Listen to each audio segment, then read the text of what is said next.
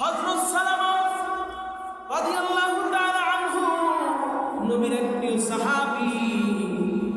প্রিয় সাহাবীর নাম। আল্লাহ রাসূল সাল্লাল্লাহু আলাইহি সাল্লাম অন্য সকল সাহাবীদেরকে নিয়ে যুদ্ধের ময়দানে চলে গেলেন। সালামাকে রাইখা গেলেন মদিনায়। সালামা রাদিয়াল্লাহু তাআলা আনহু নবীর এক প্রিয় সাহাবী।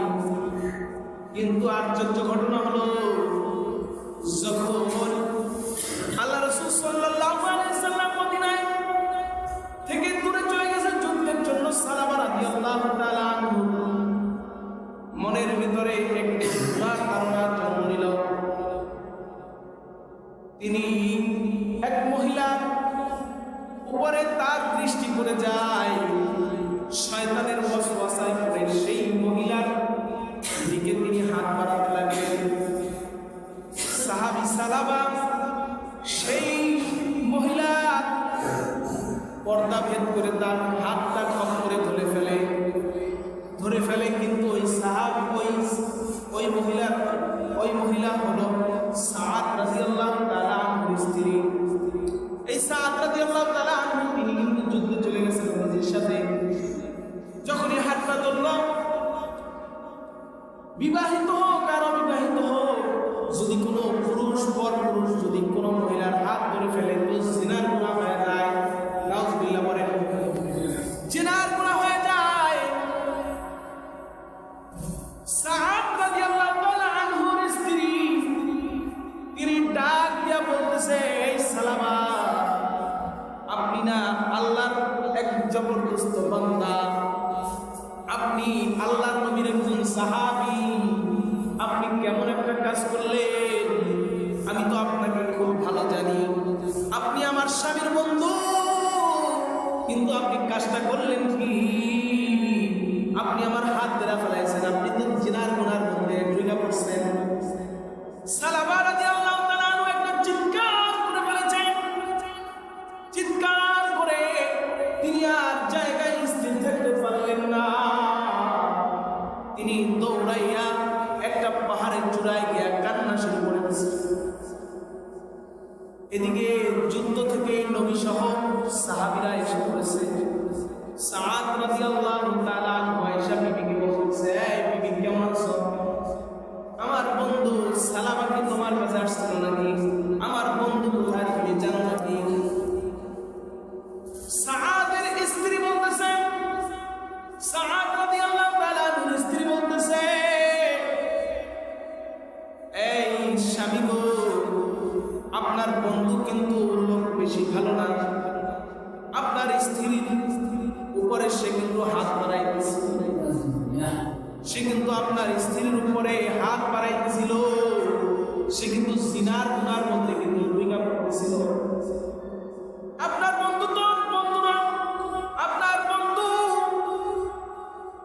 বন্ধুর কাছে আমি আপনার আমানত, কিন্তু আপনার বন্ধু কিন্তু সেটা মাথায় রাখে না, আমার শরীরের মধ্যে হাত লাগাইছে। অতএব আপনার বন্ধু কিন্তু জিনার গুনাহ করে ফেলেছে, আমি কিন্তু তার খবর জানি না। তাকে আমি ধমক দিয়ে বলছিলাম যে আমি কিন্তু আপনার বন্ধুর আমানত, আমার উপরে কিন্তু আপনি হাত দিয়েন না। আপনি কিন্তু আল্লাহর নবীর এক সাহাবী, আপনি কিন্তু আল্লাহর এক জবরদস্ত বান্দা। এই কথা বলার পরে আপনার বন্ধু একটা চিৎকার করে পাগলের মতো কোথায় যে গেল জানি না, কোথায় যেন চলে গেছে জানি না, খবর পাইছি না। সাআদ রাদিয়াল্লাহু তাআলা আনহু তার বন্ধুকে সালামাকে খুঁজতে শুরু করলো। মদিনার অলিগলিতে খুঁজতে লাগলো, কোথাও সালামাকে পাওয়া যায় না। সালামা রাদিয়াল্লাহু তাআলা আনহুকে পাওয়া যাচ্ছে না। সালামা রাদিয়াল্লাহু তাআলা আনহু যখন দূরে চলে গেল, কিছু লোক বলতেছে, সালামা রাদিয়াল্লাহু তাআলা আনহুকে দেখছো নাকি তোমরা? সাআদ বলতেছে, তোমরা কি আমার বন্ধু সালামাকে দেখছো? বলতেছে, কোথাও দেখি নাই, তবে হ্যাঁ ওই যে পাহাড়ের চূড়ায় পরে ওইটা দেখো না, কি যেন কান্না করতেছে। সুবহানাল্লাহ, কান্না করতেছে। তাড়াতাড়ি করে দৌড়ায় যায়, দেখো না কে যেন কাঁদছে। বুঝতে বাকি নাই সালাবা ছাড়া আর কেউ না। দৌড়ায় যায় পাহাড়ের চূড়ায় উঠে পড়ছে, আর দেখতেছে সালাবা কাঁদছে। সালাবার কান্না দেখে খপ করে হাতটা ধরে ফেলছে, এই সালাবা তুমি এখানে কেন কাঁদছো? চলো না মদিনায় যাই, তোমার বাসায় চলো না যাই। বলতেছে না না, আমি তো অপরাধী বন্ধু, আমি তো তোমার স্ত্রীর উপরে এরকমের হামলা করতে গিয়েছিলাম, জানি না কিছু সময়ের জন্য আমার কি হয়ে গেছে। আমি আমার নিজের গুনার জন্য অনুতপ্ত, আমার তো সাজা হওয়া দরকার। আমার গুনার জন্য আমি মাপ লইবার চাই, আমি সাজা কাটবার চাই, কারণ অপরাধী হইয়া আমি কবরে যাইতে চাই না। কিয়ামতের মাঠে আমি জিনাখোর হইয়া কিয়ামতের মাঠে দাঁড়াইবার চাই না। বন্ধু, আমাকে তুমি নিবা ঠিক আছে, কিন্তু নিবা আমার হাত বাইন্দা। হাত বাইন্দা নিবা, কারণ যেন আমাকে দেখলে মনে হয় যে তুমি একজন আসামি দইরা নিয়ে যাইতেছো, কারণ আমি আমার গুনার জন্য অনুতপ্ত। আল্লাহু আকবার। আমি আমার গুনার জন্য অনুতপ্ত, আমি আমার গুনার জন্য অনুশোচনা করতেছি, আমি আমার গুনার জন্য অনুশোচনা করতেছি। আমি এর বিচার চাই, আমার এর সাজা হোক, কারণ এর সাজা যদি আমার দুনিয়ায় না হয় তো আল্লাহ তাআলা যদি আমাকে মাফ না করে, হাবিবি কিবরিয়া আমার বিপক্ষে যাইবে, আর কিয়ামতের মাঠে বলবে আমার সাহাবী ছিল, ওর সুপারিশ আমি করবো না। এই কথা যদি বইলা ফেলাই তো আমি সালাবার উপায়টা হবে কি বন্ধু? তাড়াতাড়ি করে আমার হাত বাইদা ফেলো। ঠিক যেই কথা সেই কাজ। সাআদ রাদিয়াল্লাহু তাআলা আনহু সালাবার হাত বাইন্দা কান্দে কান্দে নিতেছে, আর যাওয়ার পথে বলতেছে, আমাকে নবীর কাছে নিও না, আমাকে নবীর কাছে নিও না, আমাকে আবু বকর ভাইয়ের কাছে নিয়ে যাও, দেখি না আবু বকর ভাই আমার এই গুনার জন্য কি সমাধান দেয়। আবু বকরের কাছে নিয়ে গেছে। আবু বকর সব কিছু শোনার পরে বলতেছে, তুমি যে গুনাহ করেছো এর জন্য আল্লাহ চাইলে তোমাকে মাফ করতে পারে, নাও করতে পারে, তবে তুমি আমার ঘর থেকে আগে বের হও। তুমি যে গুনাহ করছো আল্লাহ চাইলে তোমাকে মাফ করতে পারে, কিন্তু তোমার গুনার কথা শুনে না আমার ঘরে তোমাকে ঠাঁই দিতে পারি না। তাড়াতাড়ি করে আমার ঘর ত্যাগ করো। আলী রাদিয়াল্লাহু তাআলা আনহুর বাড়িতে গেল, ওমর রাদিয়াল্লাহু তাআলা আনহুর বাড়িতে গেল, সবাই একই কথা বললো, সবাই তাকে বের করে দিল। আল্লাহ চাইলে মাফ করতে পারে, কিন্তু তুমি যে কাজ করেছো তোমার আমার ঘরে কোনো ঠাঁই নাই, জায়গা নাই, বের করে দিল। সর্বশেষে সালাবা বলতেছে, আমি নবীর কাছে গুনার জন্য আমি আমার নিজের গুনাহটা প্রকাশ করতে চাইছিলাম না। আমার ভাইদের কাছ থেকে যদি আমি এই গুনার শাস্তিটা নিতে পারতাম তো ভালো হইতো। শেষ পর্যায়ে আল্লাহর নবীর সামনে যা দাঁড়াইতে হবে, আল্লাহর নবীর সামনে যা দাঁড়াই গেছে, মাথাটা নিচের দিকে দিয়া কান্না করতেছে সালাবা, আর বলতেছে, আমি তো এই গুনাহ করে ফেলেছি আল্লাহর নবী, ইয়া রাসূলুল্লাহ, ইয়া হাবিবাল্লাহ, আমার গুনার শাস্তি আমাকে দিন।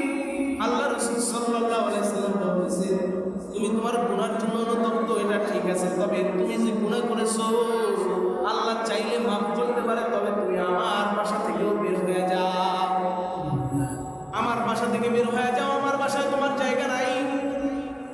সালাবা রাদিয়াল্লাহু তাআলা আনহুর সামনে সালাবার নিজ কন্যা দাঁড়ায় ছিল, আর সালাবা চিৎকার করে বলতেছিল, আমি আমার আবু বকর ভাইয়ের কাছে গেলাম, আমাকে মাফ দিল না, গুনার সাজা কি শুনাইল না। আবু বকরের কাছে গেলাম, উসমানের কাছে গেলাম, ওমরের কাছে গেলাম, আলীর কাছে গেলাম, কেউ আমাকে তাদের ঘরে ঠাঁই দিল না। শেষ পর্যায়ে তার নিজ কন্যা বলতেছে, বাবা আপনি যে গুনাহ করেছেন আবু বকর মাফ দেয় নাই, ওমর দেয় নাই, আলীও আপনার ঘরে ঠাঁই দেয় নাই, নবীজি তিনিও তার ঘরে আপনাকে ঠাঁই দিল না। অতএব আপনাকে আমি কন্যাও আপনাকে আমার সাথে আমার বাসায় নিয়ে যাইব না, আপনাকে মদিনা থেকে বের হয়ে যেতে হবে। সালাবা রাদিয়াল্লাহু তাআলা আনহু মদিনা থেকে বের হয়ে গেলেন। মদিনা থেকে বের হওয়ার পরে দূর বহুদূর চলে গিয়ে একটা পাহাড়ের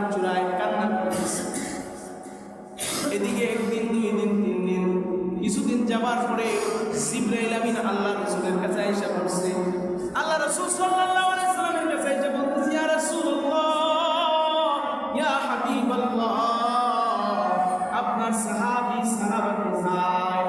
আপনার সাহাবী সাহাবা গুনাহ করেছে, আর ওই গুনার জন্য সে অনুতপ্ত হয়েছে, গুনার জন্য আল্লাহর কাছে মাপ চেয়েছে। আর যদি কোনো বান্দা আল্লাহর কাছে মাপ চায় আর আল্লাহর কাছে যদি কাঁদে একবার বলতে পারে, আল্লাহ আমি তো গুনাহ করে ফেলেছি, আমাকে মাফ করে দাও, জিবরাইল আমিন বলে আপনার সাহাবী সালামাকে আল্লাহ তাআলা মাফ করে দিয়েছে। এই কথা বলার পরে আল্লাহ রাসূল সাল্লাল্লাহু আলাইহি সাল্লাম তিনি বলে দিলেন যে দেখো না আমার সাহাবী সালামা কোথায় আছে, দেখো খোঁজ করো। আবু বকর দাঁড়ায় গেল, আমি যাব খোঁজ করতে। ওমর দাঁড়ায় গেল, আমি যাব খোঁজ করতে। আলী রাদিয়াল্লাহু তাআলা দাঁড়ায় গেল, আমি যাব খোঁজ করতে। সালমান ফারসি বৃদ্ধ সাহাবী তিনিও বলতেছে আমি যাব আপনার সাহাবী সালামাকে খোঁজ করতে। মোট 4 জন মিলা সাহাবী সালামাকে খুঁজতে বের হয়ে গেল। লম্বা ঘটনার সঙ্গে আমি বলতেছি, খুঁজতে খুঁজতে মদিনা অলিগলি সব জায়গায় খোঁজার পরে এক একজনকে জিজ্ঞাসা করতেছে, এই রঙের বর্ণের এই রকমের একজন মানুষ, তাকে কি তোমরা দেখেছো নাকি? বলতেছে না না দেখি নাই। আবার সামনে গিয়ে বলতেছে এই রঙের এইরকম দেখতে একটা মানুষ, দেখতে ফর্সা এরকম এরকম দেখতে, তাকে কি তোমরা দেখেছো নাকি? বলতেছে দেখেছি, অমুক পাহাড়ের চূড়ায় কান্না করতেছে কয়েকদিন যাব, আর রাতের বেলা চিৎকার করে আল্লাহর কাছে মাপ চাইতেছে। আল্লাহু আকবার, আল্লাহর কাছে মাপ চাইতেছে। জানিনা লোকটাকে তারা বুঝে ফেলেছে যে সালামা ছাড়া কেউ না। দৌড়ায় পাহাড়ের চূড়ায় গেছে। পাহাড়ের চূড়ায় ওঠার পরে একটু লুকায় লুকায় দেখতেছে তাদের বন্ধু, তাদের ভাই সালামা কান্না করতেছে আর চিৎকার করে আল্লাহর কাছে বলতেছে, আল্লাহ আমি যে গুনাহ করেছি, আমার গুনার জন্য আমাকে মাফ করে দাও। আবু বকরের কাছে গেলাম, আমার গুনার জন্য আমাকে শাস্তি দিল না। আমি ওসমানের কাছে গেলাম, আমাকে শাস্তি দিল না। ওমরের কাছে গেলাম, আলীর কাছে গেলাম, নবীজির কাছে গেলাম, কেউ আমাকে ঠাঁই দিল না। আমার মেয়ে আমাকে ঠাঁই দিল না। সবার দরজা আমার জন্য বন্ধ হয়ে গেছে, কিন্তু আল্লাহ তোমার দরজা আমি সালামা আমি বান্দা গুনাহগারের জন্য বন্ধ করো না। সুবহানাল্লাহ। আল্লাহ তাআলা রব্বুল আলামিনের কাছে কাঁদতে কাঁদতে বলতেছে, আল্লাহ আমাকে মাফ করে দাও, আমাকে মাফ করে দাও। আমার গুনার জন্য অনুশোচনা হচ্ছে, অনুতপ্ত হচ্ছে, কান্না করতেছে। এদিকে 4 জন গিয়া ডাক দেয়া বলতেছে, সালামা তোমার জন্য আল্লাহ তাআলা জিবরাইল আমিন পাঠাইছে, আর আল্লাহ রাসূল সাল্লাল্লাহু আলাইহি ওয়াসাল্লামের কাছে তোমার জন্য ওহী পাঠাইছে। আল্লাহ তাআলা তোমাকে মাফ করে দিয়েছে। এই কথা বলার পরে আল্লাহ রাসূল সাল্লাল্লাহু আলাইহি ওয়াসাল্লামের কাছে নিয়ে গেছে। রাত তখন গভীর ছিল, যাইতে যাইতে ফজরের আযান হয়ে যায়। আর যায়া তারা ফজরের জামাতের সামনে দাঁড়াইছে পড়ে গেল 4 জন ব্যক্তি। একদম জামাতের শরীক হলো, জামাতের শরীক হলো, কিন্তু জামাতের শেষ কাতারে দাঁড়াইছে ওমর রাদিয়াল্লাহু তাআলা আনহু, পাশে দাঁড়াইছে সালামা রাদিয়াল্লাহু তাআলা আনহু। আল্লাহ রাসূল সাল্লাল্লাহু আলাইহি ওয়াসাল্লাম ওই দিন ফজরের নামাজে সূরা তাকাসুর তিলাওয়াত করতেছিল। আলহাকুমুত তাকাসুর, আলহাকুমুত তাকাসুর, তোমরা কিছু পাওয়ার আশায়, লোভের আশায় তোমরা দুনিয়ার প্রেমে এমন ভাবে মত্ত হয়ে পড়েছো।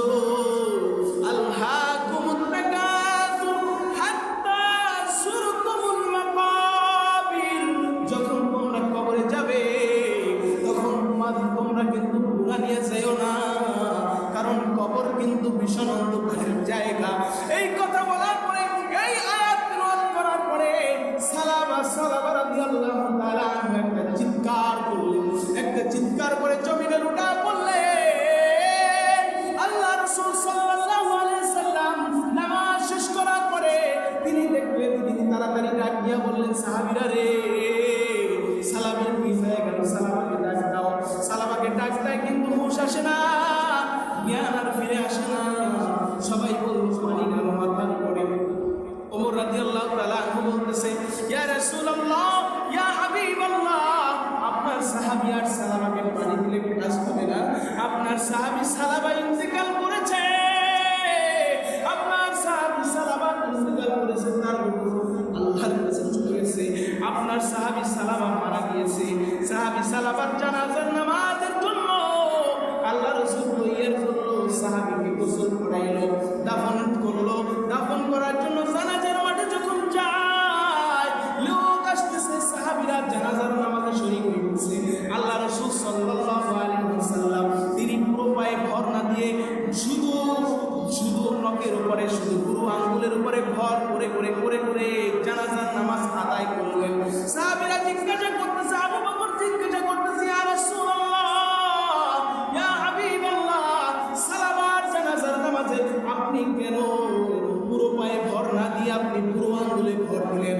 বলতেছে, আল্লাহ তাআলা রব্বুল আলামিন আমার সাহাবী সালাবাকে এমন ভাবে কবুল করেছে, নিজের গুনার জন্য এমন ভাবে অনুতপ্ত হয়েছে, এমন ভাবে তওবা করেছে। আমার সাহাবী সালাবার ইন্তেকালের পরে শুধু দুনিয়ার মানুষ পাগল ছিল তা না, আল্লাহ তাআলা রব্বুল আলামিন আসমানের যত ফেরেশতারা ছিল সকল ফেরেশতারা আমার সাহাবী সালাবার জানাজায় শরীক